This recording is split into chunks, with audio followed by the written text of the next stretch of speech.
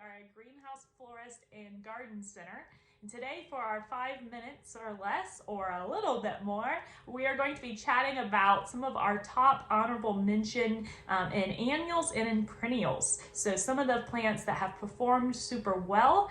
And today, Gina's going to be chatting a little bit about some of her favorite as a grower out here at Miller Flowers. Okay, so our first honorable mention, one of my favorites this past year growing was Gomphrena. Seems like an underused plant. We grow it for the flower farm out here for the florist. It's a little globe-shaped flower, and we used the ping pong series, and it did really well in out in the beds. And then also the proven winners Truffula pink, and it performed really well in containers. It's just a really unique flower. If you haven't tried it. One of my favorite things about the Gomphrena is that it kind of makes you think of Horton Hears a Who, or like a Dr. Seuss flower. And so we actually had posted a post about that last year, and or 2 years ago, and it kind of coined its name, the Dr. Seuss flower. So our second honorable mention is proven winners Gum Petunias. If you haven't tried them, you need to. It is one of the best plants out there. It is probably our most sought after, most asked for plant annual that we carry. Next up is Lantana, and Lantana is an honorable mention because of how well it performs in the heat, especially in the landscape, and it also attracts butterflies. We carry the Bloomify and the Landmark series. The Landmark is a lot taller than the Bloomify, but both series are great plants for the landscape. Okay, so Sunpatiens is the next thing on our list. We love it. It's one of a beautiful annual that blooms all summer long and into the fall. It lasts really long if it's kept watered. That is the main key for Sunpatiens. Other than that, you get well-performed plant. Other honorable mentions, if you are looking for plants for the landscape that attract hummingbirds and butterflies, so the Cuphea Vermillionare by Proven Winners, and then Pentas. Both plants are spectacular in full sun. They take the heat really well, and they bloom all summer to fall, all the way up until frost, and they attract hummingbirds and butterflies. If you haven't tried Illumination Begonias in the shade, you need to. Some of our baskets this year, I was blown away about how beautiful they turned out. I think they're becoming one of my favorite flowers because they're just so beautiful. Great in the shade and perform well. Up on our honorable mention list is perennials. So a perennial returns the following year, and these the varieties of perennials that we're going to be talking about today, they are for a perennial in our zone here in Ohio, Zone 5. And so yeah, these are a few of our favorite perennials. The first honorable mention is peonies, or pineys, or peonies, however you pronounce them. Some do. So however you pronounce it, peonies. We have the Intersectional Peony. That is a cross between a tree and a shrub peony.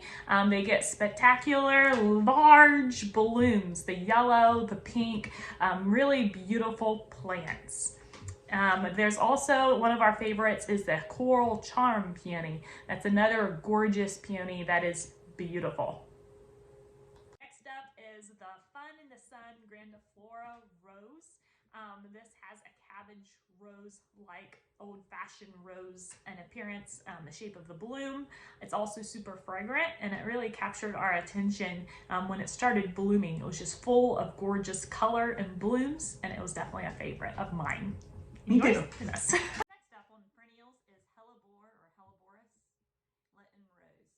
It's one of the most fascinating plants to me because we could have 3 inches of snow on the ground in March, and the linton rose is coming into bloom. It's one of the very first things to bloom in the spring, and it's just really fascinating how it blooms and the shape. And then the rest of the season, you do get those really cool glossy leaves, and then the blooms are really unique, and sometimes you have blooms sporadically throughout the other parts of the year. So the next honorable mention in perennials is Louisa. Louisa is a gorgeous plant, and it's one of the most requested plant out here at perennial out here at Miller Flowers. And Louisa can take it fairly dry as well. It's related to from the same family as like the Portulaca family.